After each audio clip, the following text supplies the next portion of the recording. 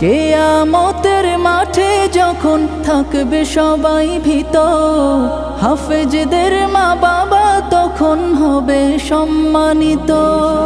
কিয়ামতের মাঠে যখন থাকবে সবাই ভীত, হাফেজদের মা বাবা তখন হবে সম্মানিত। তাদের